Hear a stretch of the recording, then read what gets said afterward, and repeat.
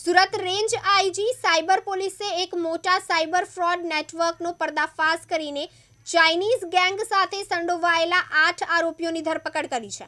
આ રેકેટમાં લોકોને ડીએલએફ કંપનીના બોગસ પ્રોજેક્ટમાં રોકાણ કરાવવાના બહાને છેતરવામાં આવતા હતા.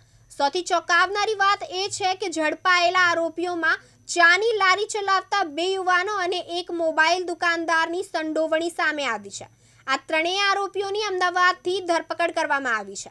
આ ટોળકી ઓનલાઈન સોશિયલ મીડિયા પ્લેટફોર્મ પર ડીએલએફ કંપનીના નકલી પ્રોફાઇલ અને લિંક્સ બનાવીને લોકોને નિશાન બનાવતી હતી. તેઓ લોકોને ડીએલએફના અલગ અલગ બિલ્ડિંગ પ્રોજેક્ટ ખરીદવાના ટાસ્ક આપતા હતા અને દરરોજના 1500 થી 3000 કમાવવાની લાલચ આપતા હતા. આ રીતે લોકોને વિશ્વાસમાં લઈને આરોપીઓએ એક ઓલપાડમાં ફરિયાદી પાસેથી 14.84 લાખથી વધુની છેતરપિંડી આચરી હતી. પોલીસ તપાસમાં આ ટોળકીના તાર ચાઇનીઝ ગેંગ સાથે જોડાયેલા હોવાનું સામે આવ્યું છે. સુરત રેન્જના સાયબર ક્રાઇમ પોલીસ સ્ટેશનમાં જાન્યુઆરી 2025માં એક સાયબર ફ્રોડનો ગુનો દાખલ કરવામાં આવેલો હતો, જેમાં અમારા ઓલપાડ તાલુકાના ફરિયાદીના સાથે લગભગ 18 લાખ જેટલાનું ફ્રોડ થયેલું હતું. જેમાં ફરિયાદીએ જે ફરિયાદ આપી હતી એ મુજબ ફરિયાદીને તેના ઇન્સ્ટાગ્રામ અને વોટ્સએપના એકાઉન્ટ ઉપર ડીએલએફ કંપની તરીકે એ કંપની કેટલીક લિંક મોકલતી હતી અને ઓનલાઈન બિઝનેસ કરવા માટે એમને પ્રોત્સાહન આપેલું હતું.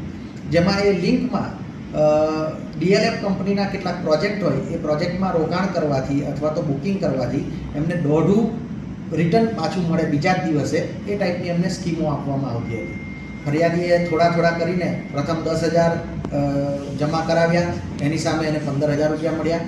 એવી જ રીતના ફરી એને 35,000 જમા કરાવ્યા તો 45,000 પરત મળ્યા. આ સ્કીમો આપી અને ફરિયાદીને લોભામણી લાલચ આપીને આ જે કંપની છે ડીએલએફ કંપની, એણે અલગ અલગ એકાઉન્ટ નંબર આપીને ફરિયાદી પાસે એની પાસે રોકડ રકમો જમા કરાવી. એમાં ફરિયાદીએ કુલ 14,84,934 જેટલી રકમ જમા કરાવ્યા બાદ એને પરત મળેલી નહીં. એટલે તેની સાથે ફ્રોડ થયાનું એને જાણ થયું, જેથી ફરિયાદીએ સુરત રેન્જના સાયબર ક્રાઇમ પોલીસ સ્ટેશનમાં ફરિયાદ આપતા અહીંયા ગુનો દાખલ કરવામાં આવેલો હતો.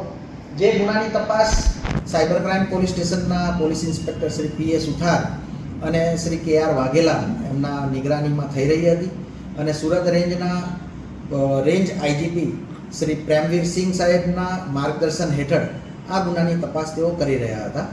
આ ગુનાની તપાસમાં અગાઉ 5 આરોપીઓની ધરપકડ કરવામાં આવેલી છે. આ ગુનામાં એમો એવી રીતની જાણવા મળી હતી કે ફરિયાદી પાસેથી અને અન્ય ભોગ બનનાર પાસેથી આવી રીતે છેતરપિંડીની જે રકમ છે એ આરોપીઓ અલગ અલગ એકાઉન્ટમાં, જે એકાઉન્ટ તે લોકો ભાડે રાખતા હોય છે અને અલગ અલગ એકાઉન્ટમાં રકમ જમા કરાવતા હોય છે. જે રકમ જમા થયા બાદ એ એકાઉન્ટ ધારકને માત્ર એની પાસેથી ભાડેથી લીધેલું હોય અને જે બીજા એજન્ટો છે એ એજન્ટો એ એકાઉન્ટનો ઉપયોગ કરતા હોય છે. એ રકમ જે એકાઉન્ટમાં છે એમાંથી અલગ અલગ ક્રિપ્ટોકરન્સી, જેવી રીતે યુએસડીટી નામની ક્રિપ્ટોકરન્સી છે, તેમાં રોકાણ કરવામાં આવતું હતું. એમાં એની ખરીદી કરવામાં આવતી હતી, વેચાણ કરવામાં આવતું હતું. વધુમાં અલગ અલગ ક્રેડિટ કાર્ડના બિલો પરનું પેમેન્ટ કરવામાં આવતું હતું.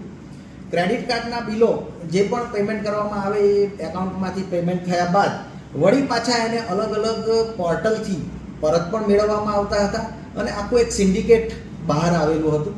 એમાં ચાઇનીઝ ગેંગનું પણ હાથ હોવાનું આપણને જાણવા મળેલું છે. એ ચાઇનીઝ ગેંગના દોરવણી હેઠળ આ આરોપીઓ ભેગા મળીને આખું ષડયંત્ર રચી રહ્યા હતા.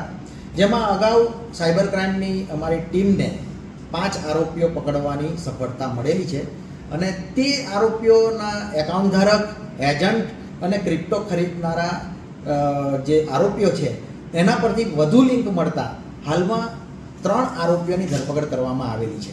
જેમાં 3 આરોપીઓ સલમાન હબીબ પઠાણ જે અમદાવાદનો છે, સફવાન અબ્દુલ રઉફ શેખ તે પણ અમદાવાદનો છે, અલ્તમાસ મકબૂલ શેખ તે પણ અમદાવાદનો છે. 3 આરોપીઓની ધરપકડ કરવામાં આવી છે.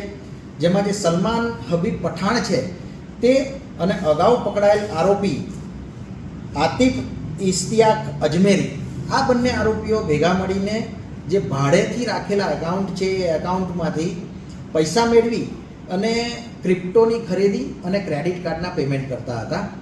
અને એ આરોપીઓ પાસેથી આ બધી માહિતી મળી જ્યારે સફવાન અબ્દુલ રઉફ શેખ અને અલ્તમાસ શેખ છે એ બંને આરોપીઓ ક્રેડિટ કાર્ડ્સ રાખતા હતા. એટલે આ ગુનાની તપાસમાં આ 3 આરોપીઓને જે પકડવામાં આવ્યા છે તેમની પાસેથી 8 મોબાઈલ ફોન કબજે કરવામાં આવેલા છે. જુદી જુદી બેંકના ક્રેડિટ કાર્ડ 47 જેટલા ક્રેડિટ કાર્ડ એમની પાસેથી મળી આવ્યા છે, એ પણ કબજે કરવામાં આવેલા છે. વધુમાં આ આરોપીઓ પાસેથી અલગ અલગ બેંકના 6 જેટલા ડેબિટ કાર્ડ પણ કબજે કરવામાં આવ્યા છે અને એક હિસાબની નોટબુક એમની પાસે રાખેલી હતી એ પણ કબજે કરવામાં આવી છે.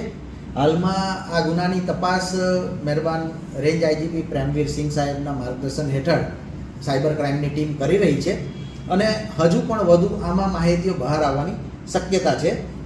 આ જે આખી ગેંગ છે એમના દ્વારા NCCRP પોર્ટલ ઉપરથી તપાસ કરવામાં આવી તો અલગ અલગ રાજ્ય આંધ્રપ્રદેશ, હરિયાણા, મધ્યપ્રદેશ, રાજસ્થાન, તામિલનાડુ, ઉત્તર પ્રદેશ, ગોવા, કેરળ, કર્ણાટક.